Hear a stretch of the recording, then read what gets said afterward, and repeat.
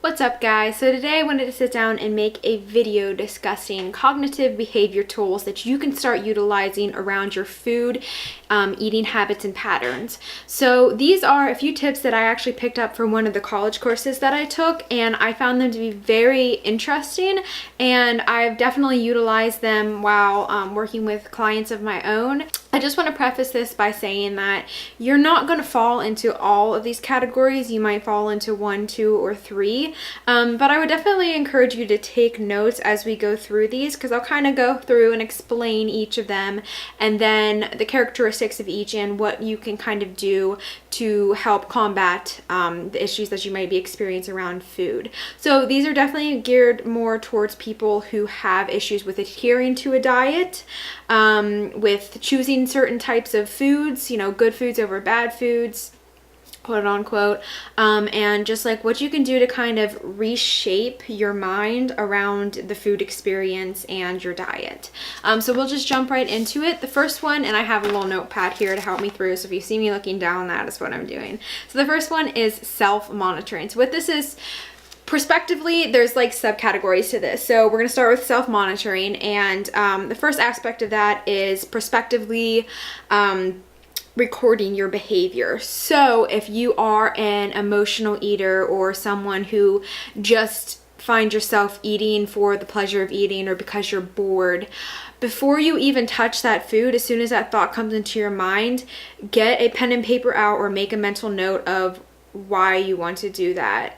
What are the emotions that you're experiencing? Are there certain environmental triggers that you're around that are, making you want to gravitate towards that food? Are you stressed? Are you tired? So just kind of being aware of those internal cues that are driving you to reach for that food.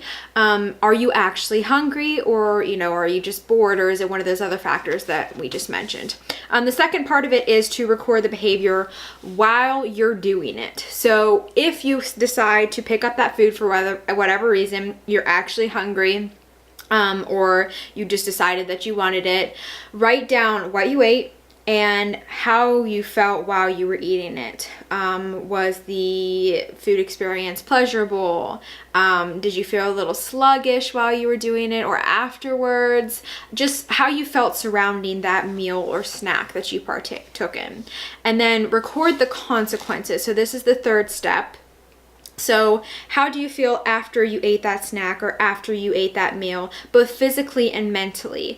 Do you regret the food that you ate? Are you feeling satisfied? Because sometimes we eat to kind of satisfy a emotional need and not necessarily a physical need. So do you feel physically and or emotionally satisfied by the food that you ate? Would you do it again? Do you feel the same as you did before you ate that meal? So those emotions or that want that you had at the beginning of the meal, do you still feel that way, or can you kind of see things from a new perspective, like, oh, I really didn't actually want that donut, I was just eating it because it was there and it looked good. So that is the self-monitoring tip. The second one is environmental management. So environmental management is obviously things that are surrounding you, your environment. So do you do better at home when you are able to prep your meals, have them all ready, and then don't have to think about it anymore? Are picnics and family outings and going out to eat particularly difficult for you to stay on track? And what can you do about that from there to ensure that you are able to stay on track when you find yourself in those situations? This can also be in your actual home. So trigger foods, everybody has them. Basically, like how I would define that, is foods that you see and are just really, really hard for you to stay away from, or if you have one bite of it, it's just going to set you off on a path of overeating for that particular day. So let's say that you love Oreos and you've been doing really good and you can stay away from everything else, but as soon as you have one Oreo, that just sets off a trigger that you can't have just one. So you might want to remove Oreos from your house and take them out of your diet, or make sure that you're only eating them in an external environment. So that can mean just having one when you're at a party, or if you live with a significant other, have a roommate or something like that, have them be in control of those trigger foods. So if you're just dying to have one, because we're all about moderation, not deprivation. If you're just dying to have one cookie, they can hand you that cookie, you can have it, and then the rest is kind of out of your control because you don't have any other cookies there. So creating new cues is also part of this environmental management. So going more to the exercise part of this, laying out clothes the night before to go to the gym in the morning, or making sure that you bring them with you, or getting into a routine with the gym and your nutrition where you just know what you need to do and you just form a habit. So it's not like should I go to the gym today, or should I stick to my diet today? Make it so you don't even have to think about it. It is just part of your routine. It's what you do, and it's just part of your lifestyle. So that is the environmental management cue. So this next one is a little bit tricky. I'm kind of on the fence of how I feel about this, but that is rewarding good behavior and punishing bad behavior. So if you complete a desired behavior, you positively reinforce that by rewarding yourself in some way. But I would be careful to make sure that you are doing it in a healthy way. So I'm not talking about Monday through Friday, you eat your veggies, you meal prep, you're completely on track, and on the weekends you reward yourself by going out and having a massive cheat meal. That is just going to set you back, and that's not really what we're talking about here with a reward system. So maybe if you stay on your diet for a month, you reward yourself by, going and getting a massage, or you can go for a walk with friends. So make the reward something that's also healthy, if that makes sense. You don't want to just backslide with your rewards, because that's not what this healthy lifestyle is all about. And then the opposite side of it is punishment for bad behavior. Again, I'm not quite sure how I feel about this. I don't believe in, punishing yourself for unhealthy food. What we don't want to do is, if you have a mess up day, let's say you did awesome Monday through Friday and then you do mess up royally on the weekend, the last thing that you want to do is overdo cardio, undereat the next couple days. Just get yourself back on track. So instead of thinking of it as oh my gosh, I have to punish myself, it's, what can I learn from this experience? What were the emotions that I was feeling? What was the mental state that I was in when I did, do this cheat meal or mess up on my diet or something? Get back on track of everything healthy that you were doing before, and just take mental or physical, write them down. I'm a big fan of physical notes, but just write it down, and when you get to that place again, you'll know, okay, this is what triggered me, or do I actually want that cheat meal, or do I want to stay more on track? So that is the reward and punishment system. So the next one is cognitive coping. So this one is really about the internal aspect of things. So this is getting rid of negative self-talk and replacing it with positive self-talk. So this is huge. I think this is one that people definitely neglect a lot. You can really get inside your own head pretty easily. So if you're constantly telling yourself, I'm definitely going to mess up on this diet, there's no way that I'm going to stick with it, I'm fat, I'm you're comparing yourself to other people, like, I'm not doing what this person is doing, I'm not exercising like this person is, I'm not eating as many vegetables as she is or he is, that gets to you, and that is going to affect every aspect of your life. Whereas if you tell yourself, I'm doing the best I can, and look at all these healthy habits that I've enforced over the past few weeks, and look how good I'm sticking with my diet, and I'm actually starting to like the taste of fruits and vegetables, and look at that, I got, I increased my squats by 10 pounds at the gym, and I lost an inch off my waist. You really want to make sure that you are focusing on those positive aspects of your journey and not the negative ones, because whatever rules your mind is going to rule your life. So if you're constantly talking down to yourself,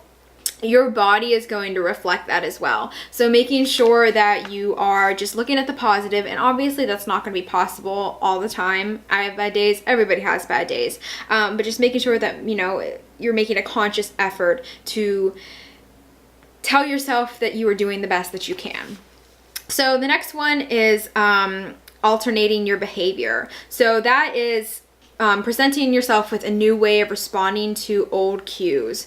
So instead of, if you come home from work and you usually sit on the couch and watch TV, replace that habit or behavior, or start to replace that habit or behavior with going for a walk, calling a friend. If late at night you tend to reach for a snack, grab a drink of water, read a chapter of a book, go to bed. So if you notice bad behaviors in your life or unwanted behaviors and they are a pattern or a habit, just slowly starting to take that out and put that in. Okay, so replacing, unwanted or bad behaviors with good behaviors. So replacing how do I word this? Replacing food, like the want for food or, eating out of boredom, replace that habit with something else. There's always something that needs done. So instead of spending 15 minutes making yourself some pizza rolls, go and get something done, answer emails, do something else, occupy your time with something that is more beneficial to you. So that is alternate behaviors. So the next one is managing your emotions. And this has been kind of the underlying theme for all of these tips, but specifically this one is reframing, imagery, techniques to reduce negative emotions. So kind of overlaying the cognitive coping, but just reframing how you feel and how you think about the situation. So, again, these all kind of interloop, but going back to if you eat because you're stressed, maybe seeing a counselor or a psychiatrist and getting to the root of the problems if it's something that's serious, instead of trying to coping. Some people cope with food, some people cope with exercise, some people cope with drinking, whatever your vice is.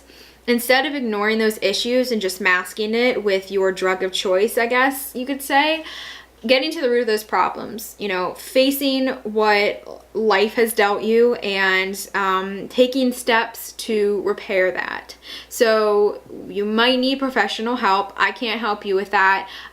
Or you might just need new patterns and new behaviors in your life, and that takes work too. So, if you don't like the progress that you are or not making in life, if you feel unmotivated, if you're not making the necessary steps that you need to be to get where you need to be, and you're letting all those emotions be suppressed inside of you, but they're coming out in the form of stress, and you're just coping with that stress by sitting on the couch and mindlessly watching TV, or going and eating an entire pizza or a bag of candy by yourself, just because that's the avenue by which you put a band-aid on the issue.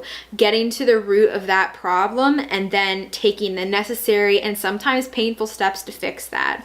So this is a really hard one for people. It's a hard one for me too, because I think that's all our natural state, is to want to protect ourselves, and sometimes we just have to face the problems head on. And then we're going to go into relapse prevention and recovery. So identify what triggers you, identify things or situations, people even, it can be people, that are going to cause you to relapse or, fall back into those bad habits, and ridding them. So this is also a really hard one to swallow, especially if it involves people that are important to you, or, your family, your friends, whoever that may be. This is a really hard one. And you kind of sometimes have to make that decision. Do I want to get to my goals? Do I want to be healthier? Or am I going to keep letting these negative emotions and people bog me down?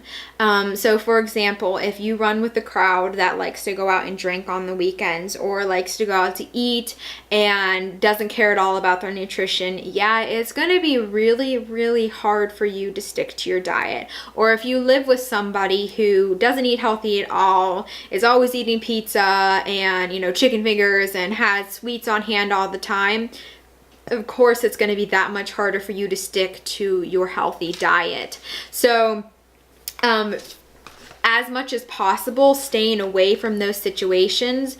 If you know there are certain environments that you're going to be in that are going to cause you to mess up, or there's going to be a increased chance that you're not going to be able to have the willpower to stick to your diet, stay away from those. And that's not to say forever, but I think it's important when you're just starting out on a healthy lifestyle or fitness journey that you create an environment around yourself that is beneficial to your goals. Not saying that it's impossible, but I really do believe for most people it kind of is. So just surrounding yourself with people who have the same goals as you, and an environment that supports your new changes. So the last thing that I want to say is don't sweat minor setbacks. You have to have self-acceptance, and you're going to slip up.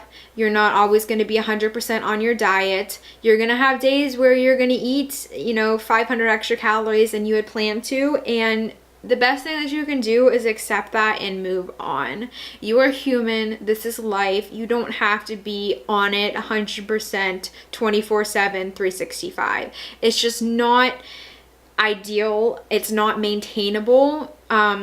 Can some people do that? Do they have the willpower? Yes, but I would definitely argue that their emotional state is going to be compromised. So just accept where you are, accept where you're starting, accept that it's going to take a long time for you to probably get to your end goal. And you'll realize that that end goal is a moving target. So even when you get to where you need to be emotionally and physically and mentally, you're always going to have that target be moving around. So just accepting yourself where you are and then making the steps that you need to in a healthy manner is the best way to live. So anyway, those are my cognitive behavior tools.